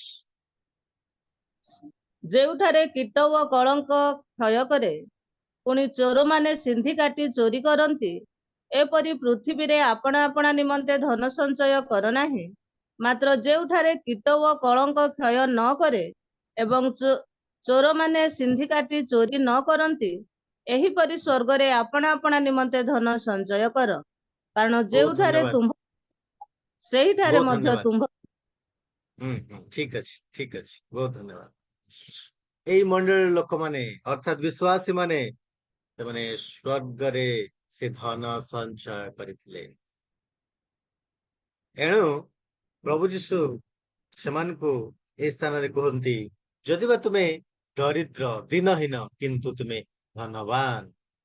ପ୍ରଭୁ ଆମମାନଙ୍କୁ ସେ ପ୍ରକାର ଦୟା କରନ୍ତୁ, ପ୍ରଭୁ ଆମମାନଙ୍କୁ ସାହାଯ୍ୟ କରନ୍ତୁ, ଆମମାନେ ଧନୀ ହେବୁ। କୋଉଠି? ସ୍ୱର୍ଗରେ। ମାନେ ଯୀଶୁ ଧନରେ ଆମେ ଧନୀ ହେବୁ। ଯଦିବା ଜାଗତିକ ଭାବରେ ମାନେ ଦିନହୀନ, ଦରିଦ୍ର ହେଇକିରି ଜୀବନ ଯାପନ କରୁଛୁ, କିନ୍ତୁ ସ୍ୱର୍ଗରେ ଆମମାନେ ଧନ ସଞ୍ଚୟ କରିବୁ। ଗୋଟେ ମଣ୍ଡଳୀକୁ ପ୍ରଭୁ, ଲାଉଦିକିଆ ମଣ୍ଡଳୀକୁ ପ୍ରଭୁ କୁହନ୍ତି, ତାର 3 ଅଧ୍ୟାୟ 17 ପଦରେ, ତୁମେ କହୁଛ ଆମେ ଧନବାନ, ଆମେ ଧନୀ, ମୋର ବହୁତ ଧନ ଅଛି ବୋଲିକିରି କହୁଛ, କିନ୍ତୁ ତୁମେ ଦୁର୍ଭାଗା, ତୁମେ ଦିନହୀନ, ତୁମେ ଦରିଦ୍ର, ତୁମେ ଅନ୍ଧ, ତୁମେ ଉଲଗ୍ନ। କି ଏଇ ମଣ୍ଡଳୀ ଲୋକମାନେ ଯଦିବା ଦରିଦ୍ରତାର ସହିତ, ଦିନହୀନତାର ସହିତ ଜୀବନ ଯାପନ କରୁଥିଲେ, ପ୍ରଭୁ କିନ୍ତୁ ସେମାନଙ୍କୁ ସାନ୍ତ୍ୱନାର କଥା କୁହନ୍ତି, ଉତ୍ସାହର କଥା କୁହନ୍ତି, ପ୍ରଶଂସାର କଥା କୁହନ୍ତି, ଆଉ କୁହନ୍ତି ଯେ ତୁମେ ଧନବାନ। ପ୍ରଭୁ ଆମମାନଙ୍କୁ ଦୟା କରନ୍ତୁ, ଆମେ ମଧ୍ୟ ଯୀଶୁ ଧନରେ ଧନୀ ହେବୁ। ଗୋଟେ ଗୀତ ଅଛି, ବଢିଆ ଗୀତ, ସବୁ ନେଇ ମତେ ସୁଧନ ଦିଅ, ସୁଧନ ଦିଅ, ଆମେ ଯୀଶୁ ଧନରେ ଧନୀ ହବୁ। ତୃତୀୟ ବିଷୟଟି ହେଉଛି ପ୍ରୋଫାନିଟି। ସେମାନେ ନିନ୍ଦାର ସମ୍ମୁଖୀନ ହେଲେ। ସେଇ 9 ପଦରେ ହିଁ ଲେଖା ଅଛି, ସେମାନଙ୍କର ନିନ୍ଦା ମଧ୍ୟ ଆମ୍ଭେ ଜାଣୁ। ସେମାନେ ନିନ୍ଦାର ସମ୍ମୁଖୀନ ହେଉଥିଲେ। କଣ ସେମାନେ ନିନ୍ଦାର ସମ୍ମୁଖୀନ ହଉଥିଲେ? ସେମାନେ ଯୋଉ ନିନ୍ଦା ସେମାନଙ୍କୁ କରାଯାଉଥିଲା, କଣ ସେଇଟା ନା ପ୍ରଥମଟି ହଉଛି କାନିବାଲିଜମ। ଖ୍ରୀଷ୍ଟିଆନ ମାନେ ମନୁଷ୍ୟ ମାଂସ ଖାଆନ୍ତି। ଏଇ ରୋମିଓ ମାନେ, ଗ୍ରୀକ ଲୋକମାନେ, ଅଣଜିହୁଦୀ ଲୋକମାନେ, ଅଣ ଖ୍ରୀଷ୍ଟିଆନ ଲୋକମାନେ ଆଉ ଜିହୁଦୀ ଲୋକମାନେ, ସେମାନେ ଏମାନଙ୍କୁ, ଏଇ ସ୍ୱର୍ଣ୍ଣ ମଣ୍ଡଳୀର ଖ୍ରୀଷ୍ଟିଆନ ମାନଙ୍କୁ, ବିଶ୍ୱାସୀ ମାନଙ୍କୁ ସେମାନେ କହୁଥିଲେ, ନିନ୍ଦା କରୁଥିଲେ। କଣ କହୁଥିଲେ ନା ଏମାନେ ମନୁଷ୍ୟ ମାଂସ ଖାଆନ୍ତି। ନିଜର ଭାଇକୁ ମାରିକିରି, ନିଜର ଜାତିର ଭାଇକୁ ମାରିକିରି, ନିଜର ବଂଶର ଲୋକଙ୍କୁ ମାରିକିରି ଏମାନେ ତାର ମାଂସ ଖାଆନ୍ତି, ତାର ରକ୍ତକୁ ଏମାନେ ପିଅନ୍ତି। ଅର୍ଥାତ୍ ପ୍ରଭୁ ଭୋଜ ପାଳନ ଯେତେବେଳେ କରାଯାଉଥିଲା, ଆଉ ସେତେବେଳେ ନିଶ୍ଚିତ ଭାବରେ ଏମାନେ ଦେଖିଛନ୍ତି। ଆଉ ଦେଖିକିରି କହୁଛନ୍ତି, ପାଳକ ଯେତେବେଳେ କହୁଥିବେ ପ୍ରଭୁ ଯୀଶୁଙ୍କର ଶରୀରର ନିଦର୍ଶନ, ପ୍ରଭୁ ଯୀଶୁଙ୍କର ମାଂସର ନିଦର୍ଶନ, ଏଇ ରୋଟି ମାନେ ଭୋଜନ କରିବା ବୋଲିକିରି ଯେତେବେଳେ ସେମାନେ ଭୋଜନ କରୁଥିଲେ, ସେତେବେଳେ ମାନେ ଦେଖିକିରି କହୁଥିଲେ, କି କଥା, ଏ ଖ୍ରୀଷ୍ଟିଆନ ମାନେ ମନୁଷ୍ୟ ମାଂସ ଖାଆନ୍ତି। ପ୍ରଭୁ ଯୀଶୁଙ୍କର ରକ୍ତର ନିଦର୍ଶନ ପାନ ପାତ୍ରରୁ ମାନେ ପାନ କରିବା ବୋଲି ଯେତେବେଳେ ସେମାନେ ପିଉଥିଲେ, ଏ ଲୋକମାନେ କେମିତି ଲୋକମାନେ ମନୁଷ୍ୟର ରକ୍ତ ମାନେ ପିଉଛନ୍ତି।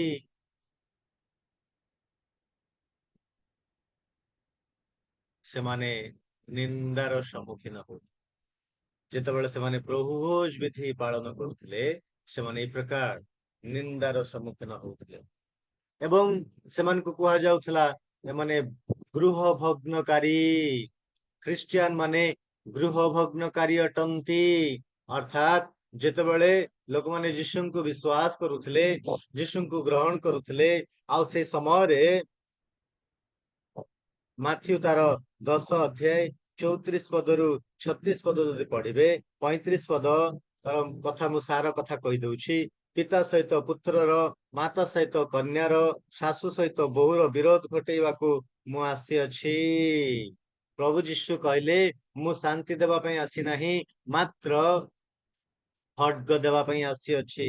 ଅର୍ଥାତ୍ ପରିବାର ହିଁ ତାର ଶତ୍ରୁ ହବ, ନିଜର ପରିବାର ହିଁ ତାର ଶତ୍ରୁ ହବ। 36 ପଦରେ ସେଇ କଥାଟି ଲେଖା ଅଛି। ଅର୍ଥାତ୍ ପ୍ରଭୁ ଯୀଶୁଙ୍କର ପାଇଁ ଜଣେ ଯଦି ବିଶ୍ୱାସ କଲା, ଯଦି ପୁଅ ବିଶ୍ୱାସ କଲା, ଯଦି ଝିଅ ବିଶ୍ୱାସ କଲା, ଯଦି ସ୍ତ୍ରୀ ବିଶ୍ୱାସ କଲା, କିମ୍ବା ବାପା ବିଶ୍ୱାସ କଲା, ତାର ସ୍ୱାମୀ ବିଶ୍ୱାସ କଲା, ତାହେଲେ କଣ ହୁଏ? ପରିବାର ମଧ୍ୟରେ ଅଶାନ୍ତି, ସମସ୍ୟା, ଅସୁବିଧା ଆସେ। ଜଣେ ବିଶ୍ୱାସ କରୁଥିବା ଲୋକଙ୍କୁ ତାକୁ ବାହାର କରାଯାଏ, କିମ୍ବା ତାକୁ କଟକଣା କରାଯାଏ, କିମ୍ବା ତାକୁ ମାରି ଦିଆଯାଏ। ତାର ଜୀବନରେ ସମସ୍ୟା ଆସେ, ତାର ଜୀବନରେ ଅର୍ଥାତ୍ ପରିବାର ଭାଙ୍ଗି ଯାଏ। ପ୍ରଭୁ ଯୀଶୁଙ୍କୁ ଯିଏ ବିଶ୍ୱାସ କଲା, ତାର ଜୀବନରେ ଏ ସମସ୍ତ ସମସ୍ୟା ଆସେ। ପ୍ରଭୁ ଯୀଶୁଙ୍କୁ ବିଶ୍ୱାସ କଲେ କେବଳ ଯେ ଖୁସି ପଳେଇ ଆସିବ, ଆନନ୍ଦ ପଳେଇ ଆସିବ, ଧନ ପଳେଇ ଆସିବ, ଖୁସି ଆନନ୍ଦରେ ସିଧାସଳଖ ସେ ସ୍ୱର୍ଗ ପଳେଇଯିବ, ତାହା ନୁହେଁ। ଏ ପ୍ରକାର ସମସ୍ୟା ମଧ୍ୟ ଦେଇକିରି, କଷ୍ଟ ମଧ୍ୟ ଦେଇକିରି, ନିର୍ଯାତନା ମଧ୍ୟ ଦେଇକିରି ତାକୁ ଗତି କରିବାକୁ ପଡିବ। ସମସ୍ୟା ମଧ୍ୟ ଦେଇକି ତାକୁ ଯିବାକୁ ପଡିବ। ପରିବାର ମଧ୍ୟରେ ଯଦି କେହି ବିଶ୍ୱାସ କଲା, ଗ୍ରହଣ କଲା, ତାର ଜୀବନରେ ଏ ପ୍ରକାର ସମସ୍ୟା ଆସିଲା, ଆଉ ସେ ଘର ଭାଙ୍ଗି ଯାଉଥିଲା। ଅର୍ଥାତ୍ ଏ ଲୋକମାନେ ସେଇ କଥାକୁ ଦେଖୁଥିଲେ, ଯୀଶୁଙ୍କୁ ବିଶ୍ୱାସ କଲା ପରେ ତାର ପୁଅକୁ, ତାର ଝିଅକୁ ଲୋକମାନେ ବାହାର କରିଦଉଥିଲେ, ତାଙ୍କ ପରିବାରରୁ ବାହାର କରିଦଉଥିଲେ। ତେଣୁ ଏମାନେ ଲୋକମାନେ ଦେଖିକିରି କହୁଥିଲେ, ଏ ଲୋକମାନେ ଗୃହ ଭଗ୍ନକାରୀ ଅଟନ୍ତି। ସୁସମାଚାର ପ୍ରଚାର କରିବା ଦ୍ଵାରା ଯେତେବେଳେ ଲୋକମାନେ ଯୀଶୁଙ୍କୁ ବିଶ୍ୱାସ କରୁଥିଲେ, ଆଉ ସେମାନେ ଯୀଶୁଙ୍କ ହେତୁ ପରିବାରକୁ ମଧ୍ୟ ପରିତ୍ୟାଗ କରିଦଉଥିଲେ, ଆଉ ଲୋକମାନେ କହୁଥିଲେ ଏମାନେ ଗୃହ ଭଗ୍ନକାରୀ ଅଟନ୍ତି। ତୃତୀୟଟି ହେଉଛି, ଏମାନେ କହୁଥିଲେ ଏମାନେ ନାସ୍ତିକ ଅଟନ୍ତି।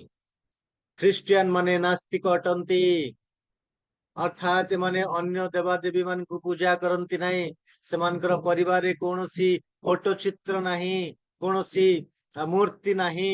ଏମାନେ ନାସ୍ତିକ ଅଟନ୍ତି, କୌଣସି ଦେବାଦେବୀକୁ ଏମାନେ ପୂଜା କରନ୍ତି ନାହିଁ, ବିଶ୍ୱାସ କରନ୍ତି ନାହିଁ, ଗ୍ରହଣ କରନ୍ତି ନାହିଁ।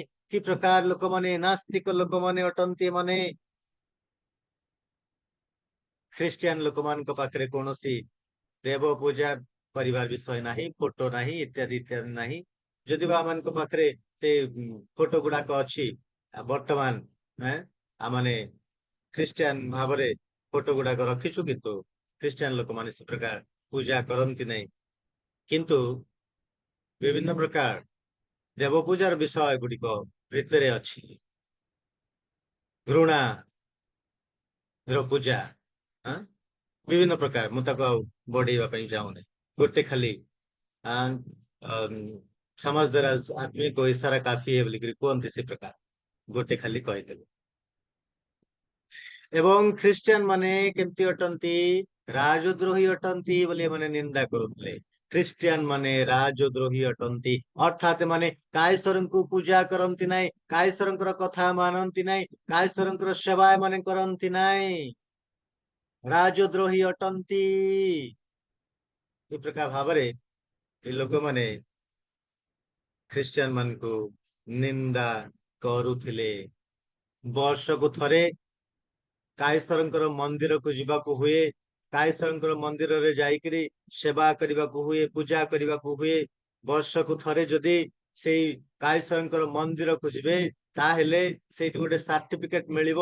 ଆଉ ସାର୍ଟିଫିକେଟ ଦ୍ଵାରା, ସେ ସାର୍ଟିଫିକେଟ ପାଇବା ଦ୍ଵାରା ସେମାନେ ବିଭିନ୍ନ ପ୍ରକାର କାର୍ଯ୍ୟ କରିପାରିବେ, ସେମାନଙ୍କୁ ଚାକିରି ମିଳିବ, ସେମାନେ କିଣା ବିକା କରିପାରିବେ, ସେମାନେ ଖୁସି ଆନନ୍ଦରେ ଫ୍ରିରେ ସେମାନେ ବଞ୍ଚି ପାରିବେ, ଜଗତରେ ବଞ୍ଚି ପାରିବେ।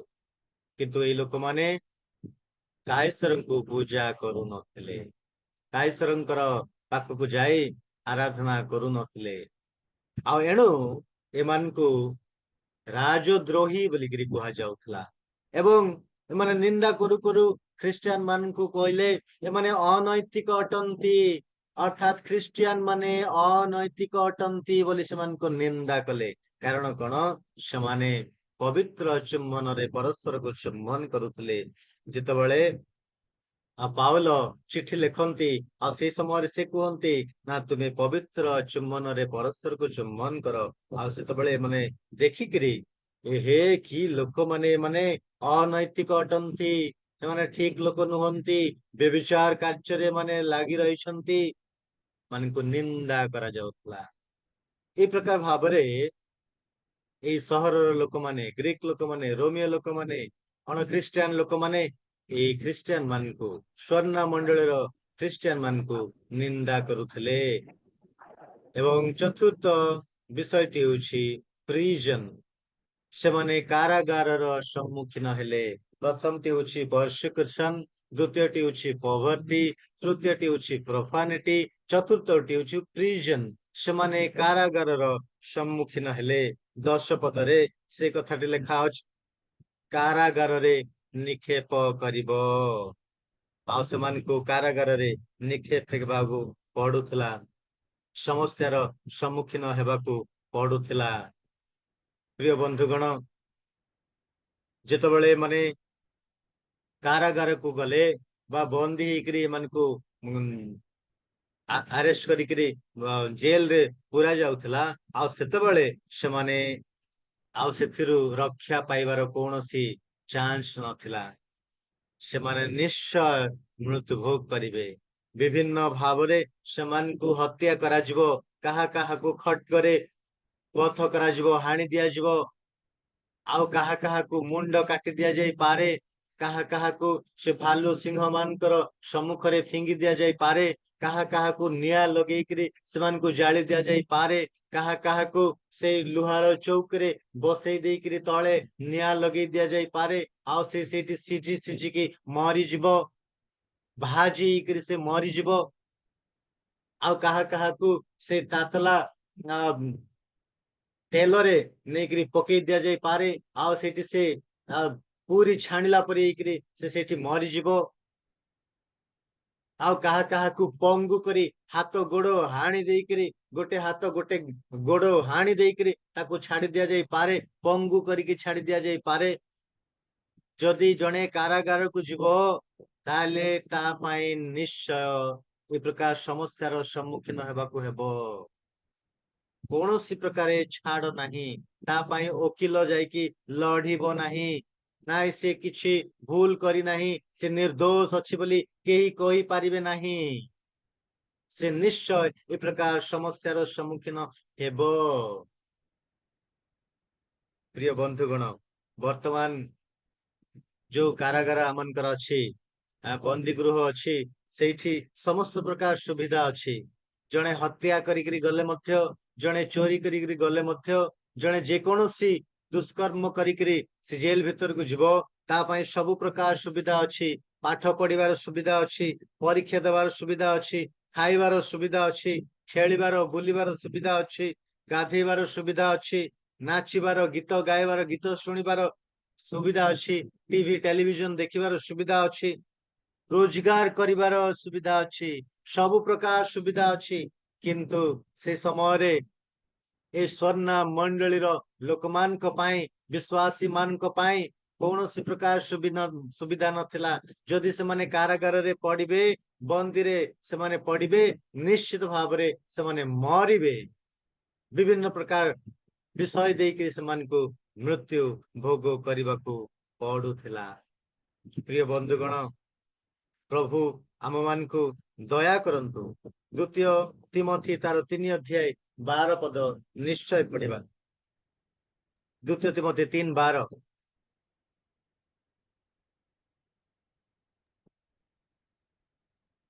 ପ୍ରକୃତରେ ଯେଉଁମାନେ ଖ୍ରୀଷ୍ଟ ଯୀଶୁଙ୍କ ସହଭାଗିତାରେ ଧର୍ମ ଜୀବନ ଯାପନ କରିବାକୁ ଇଚ୍ଛା କରନ୍ତି, ସେମାନେ ତାଡ଼ନା ଭୋଗ କରିବେ।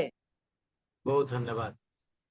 ପ୍ରଭୁଙ୍କର ନିମନ୍ତେ ଯେଉଁମାନେ ଜୀବନ ଯାପନ କରିବା ପାଇଁ ଚାହାନ୍ତି, ପ୍ରଭୁଙ୍କ ପାଇଁ ବଞ୍ଚିବା ପାଇଁ ଚାହାନ୍ତି, ପ୍ରଭୁଙ୍କର ଗୌରବ ପାଇଁ ବଞ୍ଚିବା ପାଇଁ ଚାହାନ୍ତି, ସେମାନେ କେବେ ଆଶା କରିବା କଥା ନାହିଁ ମୁଁ ଭଲରେ ରହିବି, ମୋର ସବୁ ଭଲ ହବ, ମୋର ସବୁ ମତେ ମିଳିବ, କେବେ ଆଶା କରିବା କଥା ନାହିଁ। କାରଣ ସେମାନେ ତାଡନା ଭୋଗ କରିବେ। ସମସ୍ୟା ମଧ୍ୟ ଦେଇ ତାଙ୍କୁ ଯିବାକୁ ପଡିବ।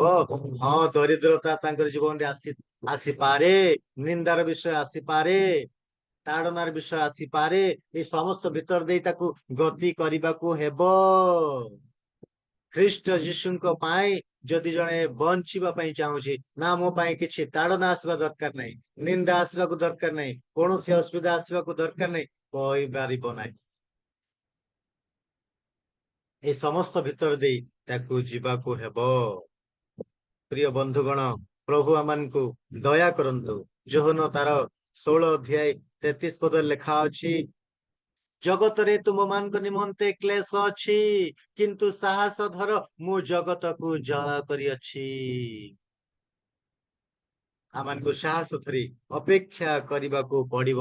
ମାର୍କ ତାର 13 ଅଧ୍ୟାୟ 13 ପଦରେ ଲେଖା ଅଛି, ମୋର ନାମ ସକାଶେ ତୁମେମାନେ ସମସ୍ତଙ୍କ ଦ୍ୱାରା ଘୃଣିତ ହବ, ମାତ୍ର ଯେ ଶେଷ ପର୍ଯ୍ୟନ୍ତ ଧୈର୍ଯ୍ୟ ଧରି ରହିବ, ସେ ପରିତ୍ରାଣ ପାଇବ।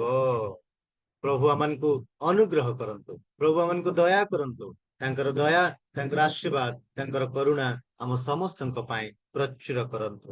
ପ୍ରଭୁଙ୍କର ଇଚ୍ଛା ହେଲେ ଆସନ୍ତା ଦିନରେ ଆମେ ନିଶ୍ଚୟ ଆଲୋଚନା କରିବା Swarna was a consistent church। Swarna ଏକ ସ୍ଥିର ମଣ୍ଡଳୀ ଥିଲା। ସେ ବିଷୟରେ ଆମେ ସେଇ 9 ପଦରୁ ହିଁ ଆରମ୍ଭ କରିବା। ବହୁତ ବହୁତ ଧନ୍ୟବାଦ ପ୍ରଭୁଙ୍କର ବାକ୍ୟ ଶୁଣିଥିବା ହେତୁ, ଆଉ ଏଇ ବାଇବେଲ ଷ୍ଟଡିରେ ଆଲୋଚନା କରିଥିବା ହେତୁ, ସହଯୋଗ କରିଥିବା ହେତୁ ମୁଁ ବହୁତ ବହୁତ ଧନ୍ୟବାଦ ଦଉଛି। ପ୍ରଭୁ ପ୍ରତ୍ୟେକଙ୍କୁ ଆଶୀର୍ବାଦ କରନ୍ତୁ। ବହୁତ ବହୁତ ଧନ୍ୟବାଦ। ନମସ୍କାର।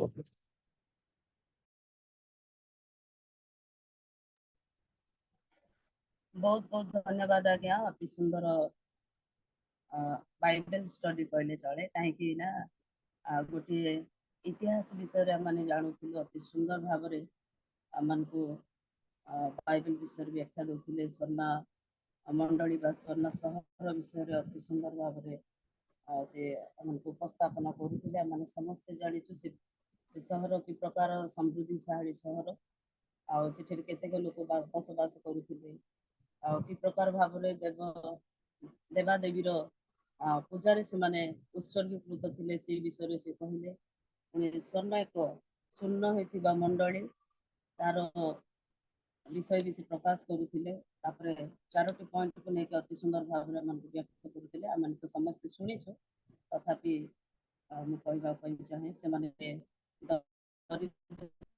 दिन हेले